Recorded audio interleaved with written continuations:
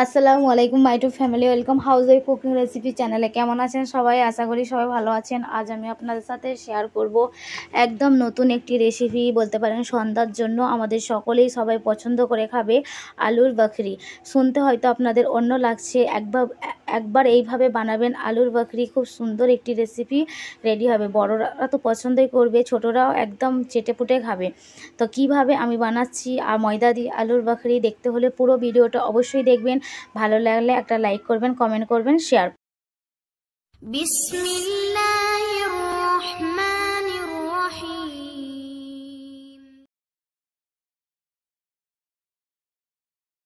ময়দা দিয়ে আলুর বকরি বানানোর জন্য এখানে একটি বাউল নিয়ে নেওয়া হয়েছে। বাউলের মতো এক বাটি মতো ময়দা নিয়ে নেব। দেখে নিন, এখানে এক বাটি মতো ময়দা নিয়ে নিলাম এবং ময়দার মধ্যে এখানে কালো জিরে অ্যাড করব। কালো জিরে দেব, স্বাদ মতো লবণ দেব, আর মায়ামের জন্য অল্প ঘি ব্যবহার করব। ঘিয়ের জায়গায় আপনারা সাদা তেলও ব্যবহার করতে পারেন। আর একটু বেকিং পাউডার দিয়ে দেবো বা বেকিং সোডা দেব। দিয়ে ভালো করে ময়দাটি মায়াম দিয়ে নেব। দিয়ে ম্যাক্সিমাম আধা থেকে 1 ঘন্টা মতো রেস্টে রেখে দেব, যাতে ময়দাটি খুব ভালোভাবে সেট হয়ে যায়। আজ আমি আপনাদের সাথে একটা নাস্তার খুব একটি স্পেশাল রেসিপি শেয়ার করব, সেটি হচ্ছে আলুর বকরি। নামটা শুনে হয়তো আপনাদের আশ্চর্য লাগতে পারে, পুরো ভিডিওটা অবশ্যই দেখবেন, তাহলেই জানতে পারবেন আলুর বকরিটি কী। তো এখানে ময়দাতে সব রকম মায়াম দেওয়া হয়ে গেছে। এবার পানি দিয়ে একটি ডো বানিয়ে নিব।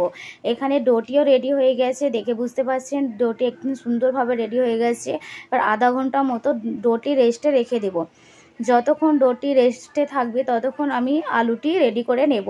তো আলুর বকরি বানানোর জন্য এখানে আমি 3টে বড় সাইজের আলু নিয়ে নিয়েছি, যেটিকে সিদ্ধ করে নিয়ে খোলা ছাড়িয়ে রেখে দিয়েছি।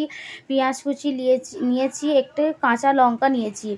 এখানে আপনারা ধনেপাতাও ব্যবহার করতে পারেন, আদার্স আরও কিছু ভেজিটেবলও অ্যাড করতে পারেন। তো বাস এতটুকু জিনিস নিয়ে আমি আলুর রেসিপিটি বানিয়ে নেব। ফার্স্ট আমি কড়াইয়ে সামান্য তেল দিয়ে দেব, মানে একটি ফ্রাই প্যান বসিয়ে দিয়েছি। ফ্রাই প্যানের মধ্যে সামান্য তেল দিয়ে দেব। তেলের মধ্যে ফোড়নের জন্য গোটা জিরে দিয়ে দেব ও একটি শুকনো লঙ্কা দিয়ে দেব। দিয়ে ভালো করে নেড়ে চেড়ে নেব। এখানে গোটা জিরেও দিয়ে দিয়েছি এবং শুকনো লঙ্কাও দিয়ে দিলাম। দিয়ে 2-4 বার নেড়ে চেড়ে নেব। 2-4 বার নাড়াচাড়ার পর দেখে নিন খুব সুন্দরভাবে জিরের কালারটি এসে গেছে। এর মধ্যে পেঁয়াজ কুচি দিয়ে দিলাম। পেঁয়াজ কুচিতে 2-4 বার নেড়ে চেড়ে নেব। এখানে চাইলে আপনারা তেজপাতাও ব্যবহার করতে পারেন। আমি আর কিছু ব্যবহার করব না। এটির মধ্যে কিছু গুঁড়ো মশলা অ্যাড করলাম, যেমন হলুদ গুঁড়ো, লঙ্কার গুঁড়ো, গরম মশলা গুঁড়ো ও একটি ব্ল্যাক পাউডার। দিয়ে ভালো করে নেড়ে চেড়ে মশলাগুলো ভুনে নেব। তারপর এটির মধ্যে আলুকে আমরা হাতের সাহায্যে যে মিক্সড করে রেখেছিলাম আলু সিদ্ধটি, সেটি দিয়ে দিলাম। দিয়ে এই মশলাগুলোর সাথে আলু সিদ্ধটি ভালো করে একটু ভাজা ভাজা করে নেব।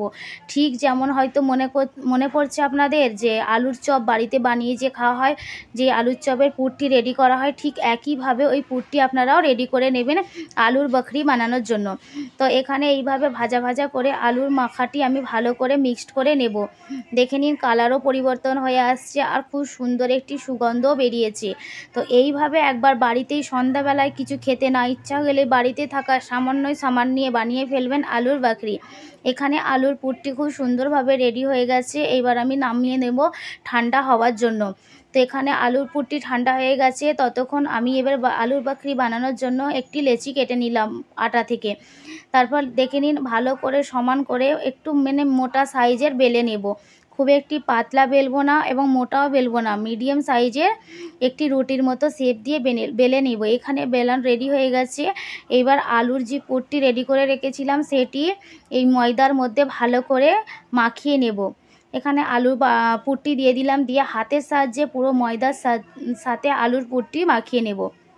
দেখে নিন ময়দার সাথে ঠিক যেমন রোল করা হয় ওইভাবে পুরটি দিয়ে দিলাম। দিয়ে রোলের মতো করে আস্তে আস্তে গুটিয়ে নেব। এখানে আস্তে আস্তে পুরটি গুটিয়ে নিলাম। দেখে নিন খুব সাবধানে গোটাবেন যাতে লেয়ারটি খুব সুন্দরভাবে পড়ে। এইভাবে ছোট ছোট করে লেয়ারে গুটিয়ে নেওয়া হয়ে গেছে। এবার একটি চাকুর ছুরির সাহায্যে ছোট ছোট করে কেটে নেব। এইভাবে ছোট ছোট পিসে কেটে নেবেন। দেখতে অনেকটা মিষ্টির মতো লাগবে, যেমন আমসত্ত্ব দিয়ে সন্দেশের মিষ্টি খেয়েছেন দেখে সেরকমই মনে হবে, কিন্তু তা নয়। এটি একটি আলু ময়দা দিয়ে বকরি বানিয়েছি সন্ধ্যের টিফিনের জন্য। দেখে নিন এখানে কাটাও একদম রেডি হয়ে গেছে, দেখতেও খুব সুন্দর লাগছে। আর টিপে টিপে একটু মুখগুলো কভার করে নেবেন যাতে তেলের মধ্যে ছাড়লে না খুলে যায়। এখানে মুখগুলো সমস্ত কভার করে নিলাম। এইভাবে সব কটি নাস্তা আমি রেডি করে নেব। বাড়িতেই সন্ধ্যাবেলায় চটফট বানিয়ে নেবেন এই রকম ময়দা দিয়ে আলুর বাকরি। দেখে নিন, দেখে কতটা সুন্দর লাগছে, তার থেকে ডবলও খেতে ভালো লাগবে। তো আবারও বলছি, বাজার থেকে না কিনে বাড়িতে এইভাবে বানিয়ে ফেলবেন। আলুর তৈরি একটি রেসিপিও রেডি হবে, প্লাস আপনাদের খেতেও ভালো লাগবে, প্লাস সন্ধ্যেবেলা নাস্তার জন্য খুব সুন্দর একটি সুস্বাদু রেসিপি রেডি হয়। তারপর এগুলো ভাজার জন্য আমি কড়াইয়ে ডুবো তেল দিয়ে দিলাম। তেলটি গরম হয়ে দেখবেন যে তেলটি গরম হয়ে গেছে, তখন আস্তে আস্তে ওই আলুর বাকরিগুলো ছেড়ে দিবেন। এইভাবে আস্তে আস্তে এপিট ওপিট করে ভালো করে ফ্রাই করে নেবেন। আস্তে আস্তে ফ্রাই করবেন যেন ভিতরটা কাঁচা না রয়ে যায়, মিডিয়াম ফ্লেমে।